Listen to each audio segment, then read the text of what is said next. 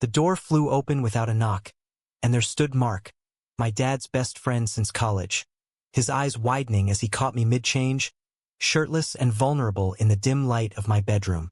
I froze, heart pounding like a drum in my chest, the secret I'd buried deep inside threatening to spill out in that single, shattering moment. What started as an awkward accident spiraled into something I never saw coming. A pull toward him that challenged everything I knew about myself, my family, and the life I'd built on lies. I was 22, fresh out of college, back home in suburban Chicago for what was supposed to be a temporary stay while I figured out my next move. My name's Alex Thompson, and I'd always been the golden boy. Straight-A student, captain of the swim team in high school, the one my parents bragged about at church gatherings. But beneath that facade, I was drowning in a sea of confusion. I'd known I was gay since I was 15. After a crush on my best friend turned into sleepless nights and hidden browser histories. I never told anyone. In our conservative neighborhood, where rainbow flags were as rare as snow in July, coming out felt like signing my own exile papers. Mark Reynolds was a fixture in our lives.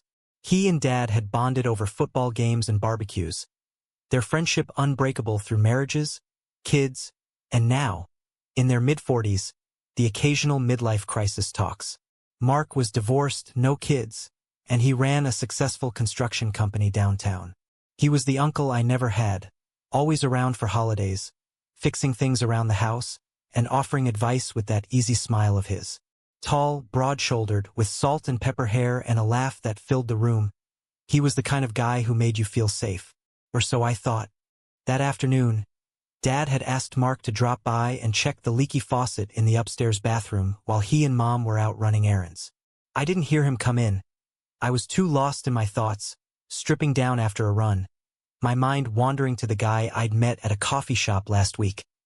Nothing serious, just a flirtation that reminded me I wasn't broken. When the door swung open, Mark's face flushed red. "Oh, shit, Alex, sorry, man." He backed out quickly, but not before his eyes lingered a second too long on my bare chest. On the way, I scrambled for a shirt. I slammed the door shut, my cheeks burning. Did he see the fear in my eyes? The way my body tensed not just from surprise, but from something else? I paced the room, trying to shake it off. It was nothing, I told myself. An accident. But dinner that night was torture. Mark stayed, as he often did, and every time our eyes met across the table, there was an unspoken tension. Dad joked about Mark's clumsiness, Mom laughed, but I could barely eat. After they cleared the plates, Mark pulled me aside in the kitchen. "Hey kid, about earlier, total mistake. Won't happen again." His voice was low, reassuring, but his hand on my shoulder sent a jolt through me. I nodded, mumbling something incoherent, and escaped to my room. The next few days blurred into unease. I avoided the house, taking long runs along the lakefront, but Mark kept showing up, in my thoughts, uninvited. I'd catch myself remembering the way he'd looked at me, not with disgust, but with curiosity. No, that was crazy. He was straight, had dated women all his life. But then, so had I pretended to. One evening, as I scrolled through my phone in the backyard, a text popped up from an unknown number. "It's Mark. Got your number from your dad. Wanna grab a beer sometime? Clear the air." My pulse raced. Why? What air needed clearing? We met at a quiet bar downtown, away from prying eyes. The place was dimly lit, with worn wooden booths and the hum of conversation. Mark ordered IPAs, and we talked about everything but the incident. My job hunt, his latest project, the Cubs' losing streak. But as the night wore on, the alcohol loosened our tongues. "Alex," he said finally, leaning in. "About that day. I didn't mean to intrude, but you looked scared. Everything okay?" I hesitated, staring into my glass. The words tumbled out before I could stop them. "I'm gay, Mark, and I think you know it." Silence stretched between us, thick and heavy. He didn't recoil. Instead, he sighed, a weight lifting from his shoulders. "Yeah, kid," I figured, "and I'm not as straight as everyone thinks." That confession hit like a thunderbolt. Mark, the epitome of masculinity in our circle, had been hiding too. He told me about his college experiments, buried under societal expectations, a failed marriage that never felt right. We talked for hours, the bar emptying around us. By the time we left, something had shifted. A connection, fragile and forbidden, sparked to life. But as I drove home, guilt gnawed at me. This was Dad's best friend. What the hell was I doing? The following weeks were a whirlwind of stolen moments. We'd meet for runs that turned into deep conversations in parked cars, hands brushing accidentally, then intentionally. Mark became my confidant, the first person I could be real with. He shared stories of his own struggles, pressure from his religious family, the fear of losing his business if word got out. I opened up about the isolation, the fake dates with girls to appease my parents. It wasn't physical. It was emotional, a bond forged in shared secrets. But the tension built, unspoken desires simmering beneath the surface. One night, after a family barbecue where Dad slapped Mark on the back and called him brother, I couldn't take it. I texted him to meet me at the old park by the river. Under the stars, we sat on a bench, the city lights twinkling in the distance. "This is wrong," I whispered. "If they find out." Mark turned to me, his eyes intense. "I know, but for the first time in years, I feel alive." His hand found mine, and in that touch, I felt the weight of every choice ahead. The risk of heartbreak, betrayal, the potential to shatter our world. Little did I know, the storm was just beginning. As the days turned into weeks, the secrecy of our connection weighed heavier on me. Mark and I had crossed an invisible line, our meetings evolving from casual talks to something deeper, more intimate, though we never let it go beyond words and lingering glances. I found myself replaying our conversations in my head during sleepless nights, questioning every decision. Was this love, or just the thrill of the forbidden? In a city like Chicago, where progressive pockets clashed with conservative suburbs, our situation felt like a ticking bomb. My parents noticed the change in me first. Mom cornered me in the kitchen one morning, her brow furrowed over coffee. "Alex, you've been distant. Is something wrong?" "Job stress." I forced a smile, mumbling about applications and interviews. But inside, turmoil raged. Dad, oblivious as ever, kept inviting Mark over for poker nights, where we'd exchange covert looks across the table, my heart racing with equal parts excitement and dread. The guilt was eating me alive, betraying Dad's trust, hiding from the family that had always put me on a pedestal. Mark felt it too. During one of our late-night drives along Lake Michigan, he pulled over, gripping the steering wheel. "We need to talk about this," he said, voice strained. "Your dad. He's like family to me. If he knew." I nodded, staring at the waves crashing against the shore. "He'd kill us both." But even as I said it, I couldn't imagine stopping.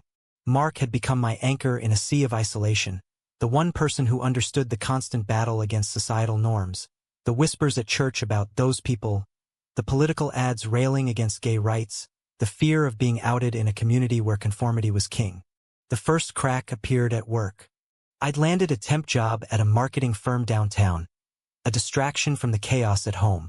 There, I met Jamie, an openly gay colleague who invited me to a LGBTQ mixer. "Come on, Alex, it's fun. No pressure." I went, telling my parents it was a networking event. The bar was alive with laughter, people unapologetically themselves. For the first time, I felt a glimmer of freedom. Jamie flirted lightly, and I let myself respond, but guilt flooded in. Was I cheating on Mark? Our thing wasn't defined, but it felt real. That night, I confessed to Mark over the phone. "I went to this event, met someone." Silence on the other end, then a heavy sigh. "Alex, we never said this was exclusive. But does he know about us?" "There is no us," I snapped, frustration boiling over. "We're just two guys hiding in the shadows." The call ended tensely, and for days, radio silence. I threw myself into work, but the void grew.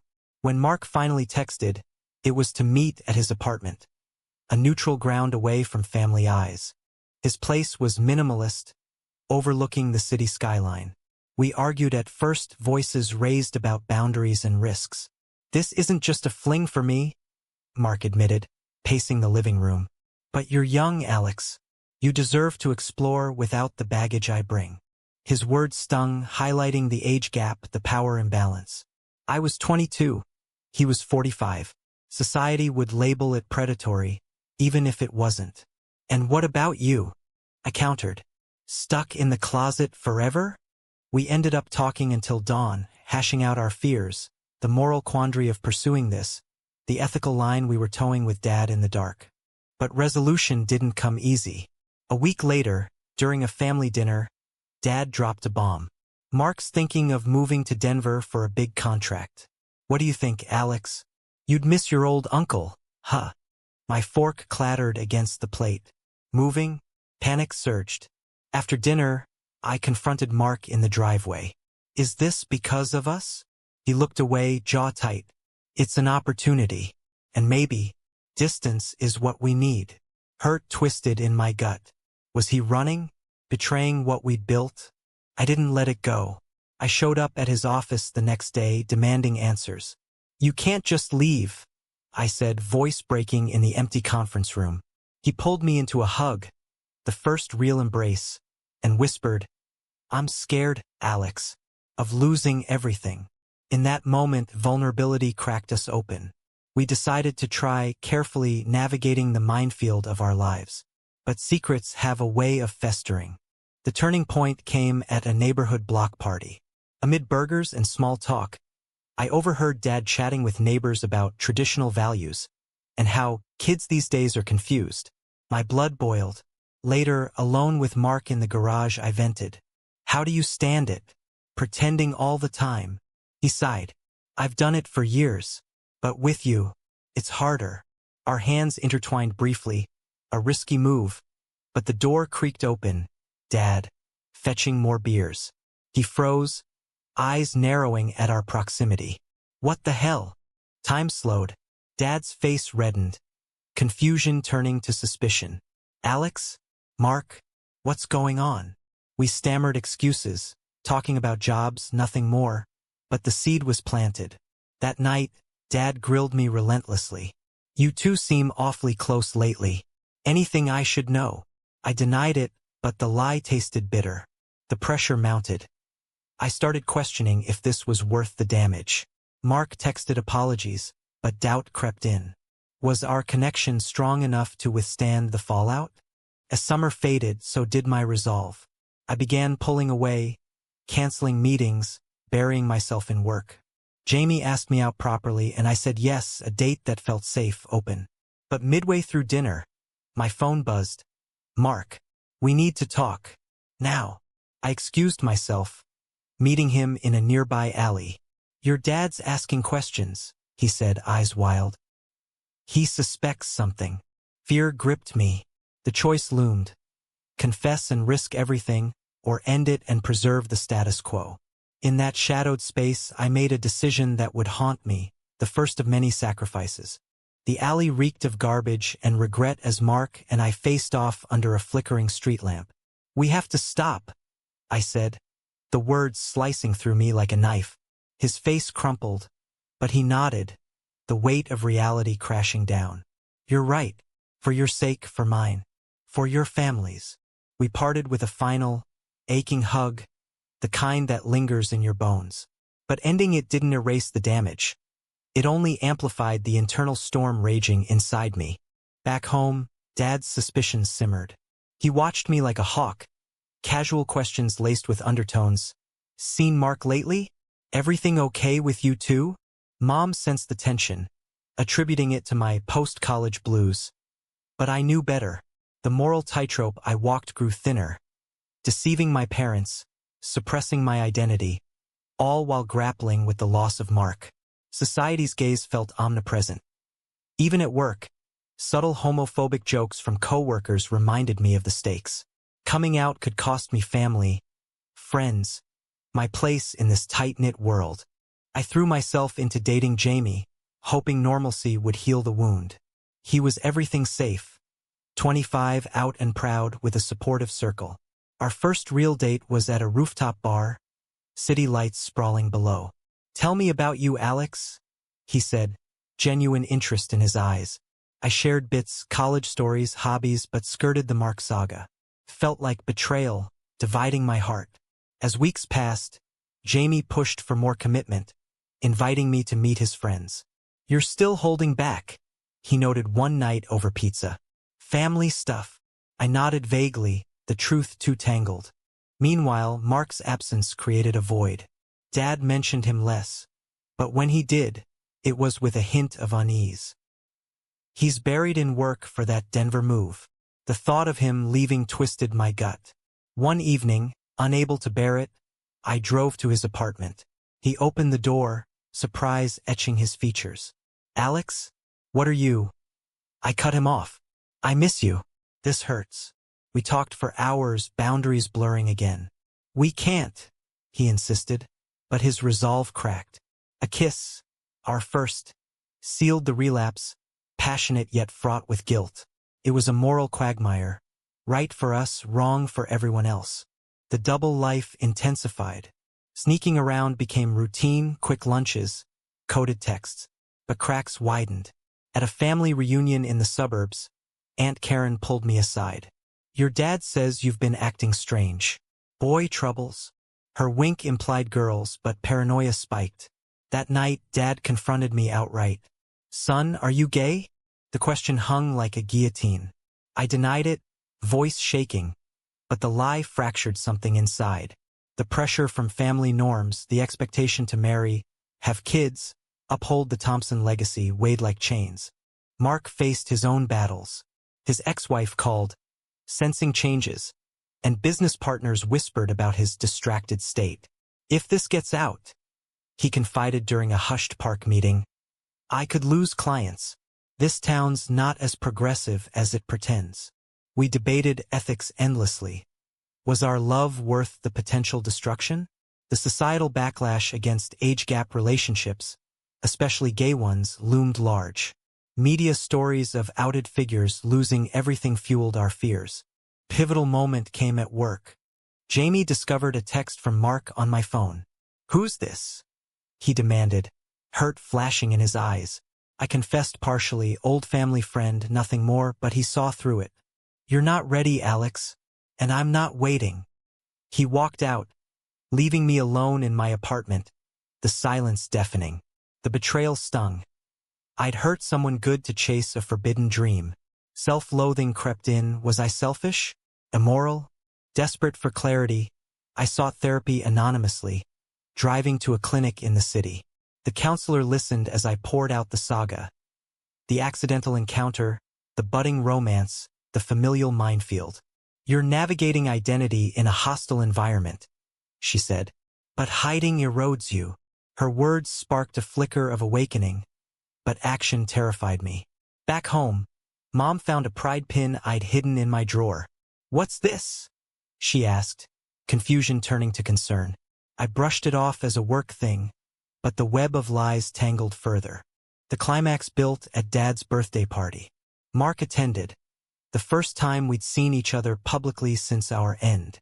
Tension crackled, stolen glances amid toasts. As the night wound down, Dad pulled us both into his study. I know something's up. Spill it. Panic surged. Mark spoke first. Jim, it's nothing. But Dad interrupted. Don't lie to me. Alex, are you involved with him? The room spun. In that instant, choices collided. Deny and preserve peace, or confess and face the storm. Chose trousse, partially. Dad, I'm gay. But Mark and we're just friends. The admission hung heavy. Dad's face paled, then reddened. Gay? What the hell, son? He turned to Mark. Did you know? Mark nodded solemnly. Betrayal etched Dad's features. You both hid this from me? The argument erupted, accusations of influence, shouts about family values. Mom rushed in, tears flowing. How could you not tell us? The night ended in chaos. Dad storming out, Mark leaving quietly. In the aftermath, isolation deepened. Dad barely spoke to me, retreating into work. Mom tried bridging, but her questions probed painfully. Is this a phase? We can get help. Societal echoes amplified. Neighbors' stares, church friends, prayers. Mark and I met one last time in a coffee shop far from home. "This is the cost," he said, voice breaking. "I love you, Alex, but we can't." His words were a dagger, forcing me to confront the sacrifices. Lost trust, fractured bonds, a family in ruins. As he walked away, I wondered if awakening was worth the wreckage. The days following Dad's birthday blurred into a haze of regret and reckoning. I moved out temporarily, crashing on a friend's couch in the city to escape the suffocating atmosphere at home. The apartment felt like a sanctuary, but loneliness echoed in every corner. Mark's final words replayed endlessly. Love wasn't enough against the tidal wave of consequences. I'd paid dearly, lost Jamie, strained family ties, and now, a budding career shadowed by distraction. Dad called sporadically, his voice laced with anger and hurt. "How long have you been lying to us, Alex?" Our conversations devolved into arguments about morality, tradition. "This isn't how we raised you," he'd say, invoking church doctrines and societal norms. Mom mediated, sending texts of love mixed with pleas. "Come home.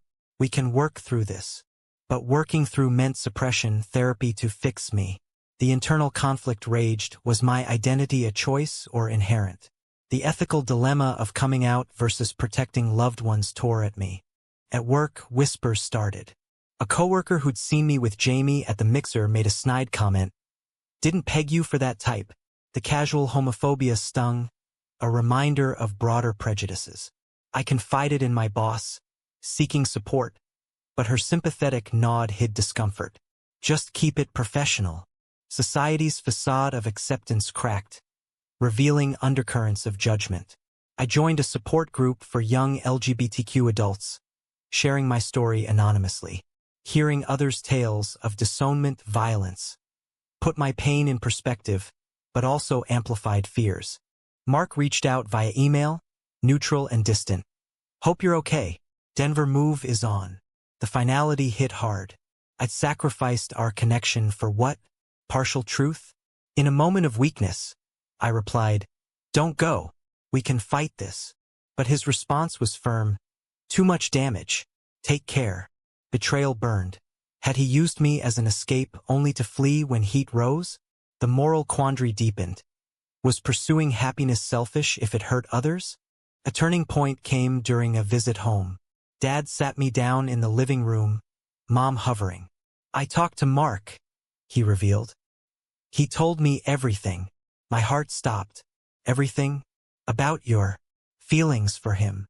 Shock rippled through me. Mark had confessed? He said it was mutual but wrong. He's leaving to make it right. Tears welled as Dad's voice softened. "Son, I don't understand this. But you're my boy." It wasn't acceptance, but a crack in the armor. A reluctant acknowledgement amid pain. The conversation unearthed layers. Dad's own regrets. A brother who'd come out decades ago and been shunned. "I didn't stand up for him. Don't want to lose you too." Vulnerability bridged us, but healing was slow. Mom admitted fears of societal backlash, what neighbors would say. "We love you, Alex. But this changes things." The family dynamic shifted. Tense dinners giving way to awkward attempts at normalcy. I grappled with guilt. My choices had forced this confrontation, wounding those I loved. Rebuilding meant tough decisions. I quit the temp job, pursuing a role at an LGBTQ-friendly nonprofit, aligning my life with authenticity. Friends rallied, some distanced, others embraced. Jamie reached out, forgiving but firm. "Glad you're figuring it out." The societal mirror reflected harshly. News of anti-gay bills, hate crimes, reminded me of vulnerabilities. Yet, in support groups I found strength, stories of resilience, chosen families. Mark's departure loomed. On his last night in town, I showed up at his apartment, bags packed around us. "Why tell Dad?" I demanded. He sighed, eyes weary. "He deserved truth. And you deserve freedom without me complicating it." Anger flared. "You betrayed us." But beneath, understanding dawned, his sacrifice, ending it to protect me. We parted amicably, a hug laden with what-ifs. As he drove away, Emptiness settled, but also liberation. Months passed, scars fading. Family therapy helped. Dad's views evolved slowly, attending a PFLAG meeting with reluctance turning to empathy. I was wrong, he admitted one session. Love is love. Mom baked my favorite cookies, a silent olive branch. I dated openly, cautiously, the weight of secrets lifted. But reflections haunted. The cost of awakening. Broken friendships. Emotional turmoil. Was it worth it?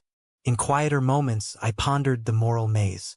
Society's pressures forced hiding, but emerging demanded sacrifices. Mark's choice to leave, Dad's gradual acceptance, each a trade-off.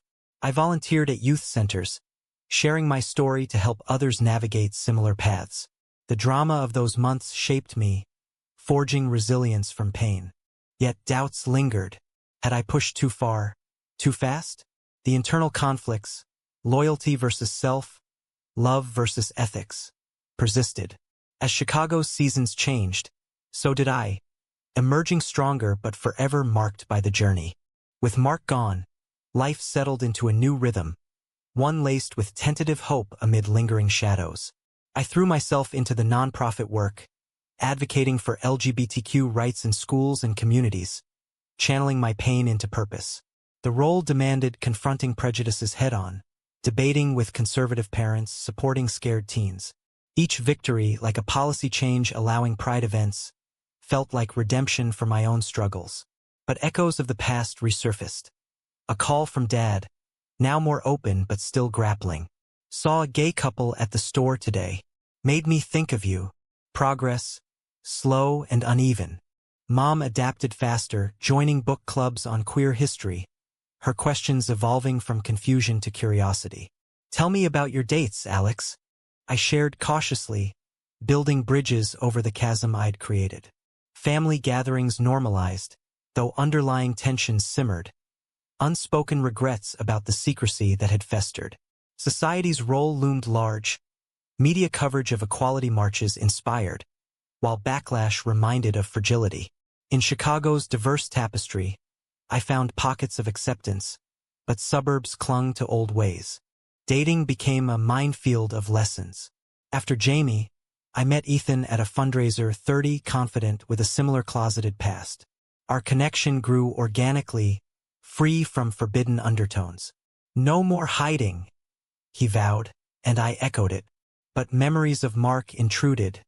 The intensity, the sacrifices. Was that true love or circumstance-fueled passion?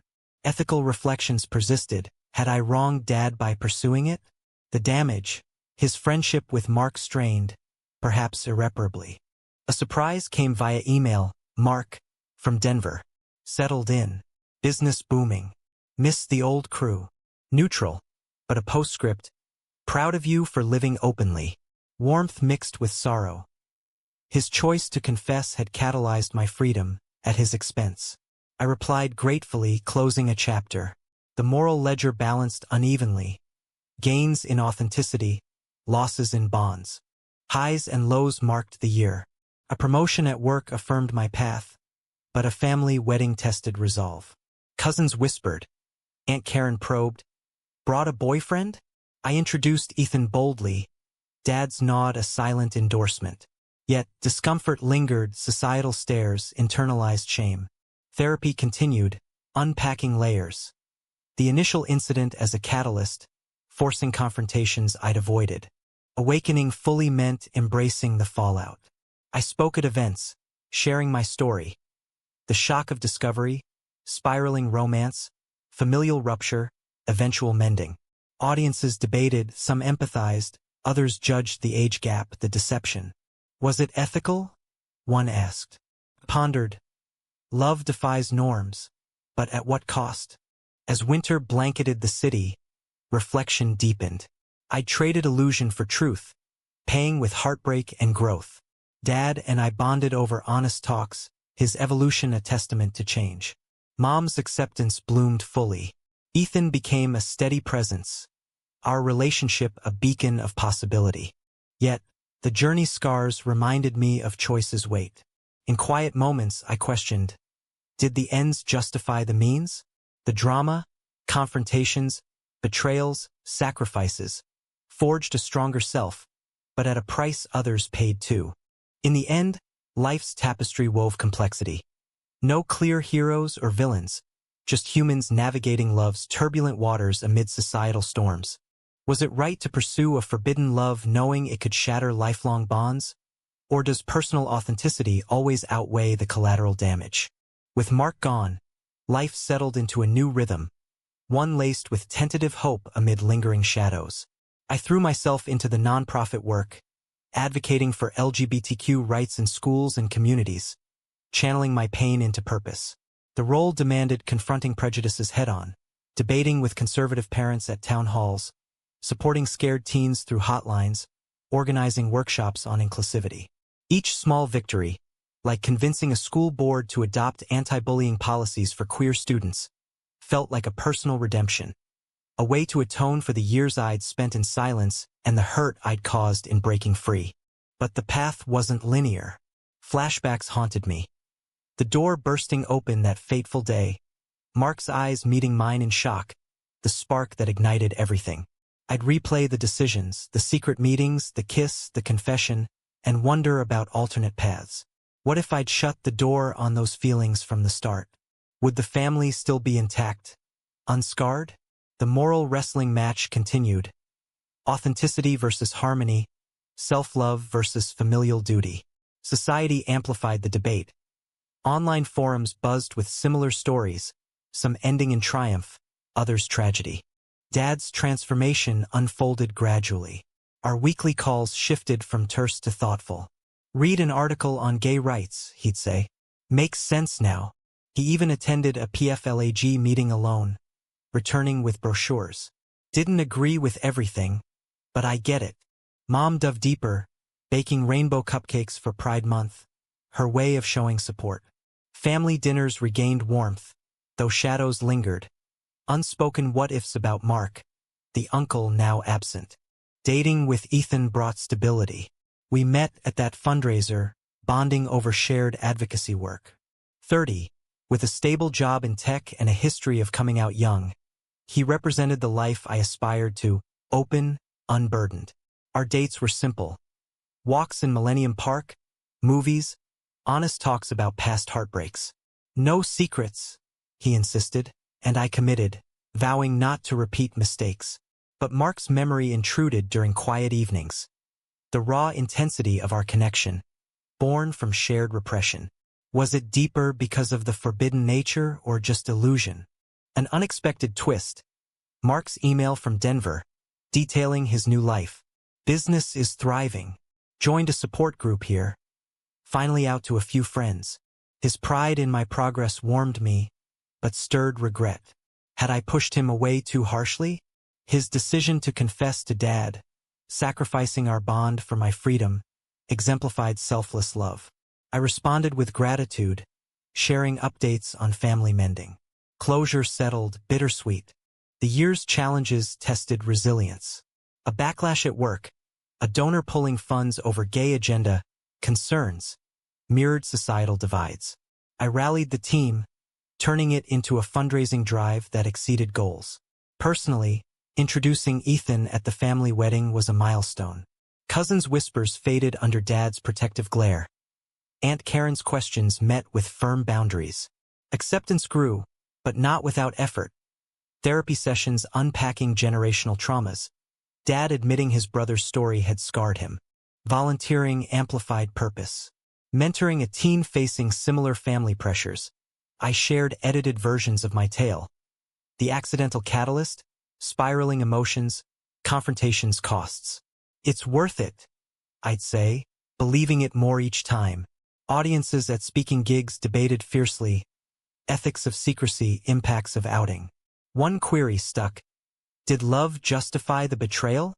As snow fell on Chicago, introspection peaked. I'd exchanged a facade for truth, paying with temporary chaos for lasting growth. Bonds mended stronger, self-worth solidified. Ethan proposed a trip, symbolizing forward momentum. Yet, the saga's essence lingered. Human frailty in love's grip, society's role in amplifying pain. Choices defined us, the ones made, the ones avoided. In the end, life's complexities defied simple judgments. No absolutes, just the ongoing quest for balance. Was it right to pursue a forbidden love knowing it could shatter lifelong bonds? Or does personal authenticity always outweigh the collateral damage?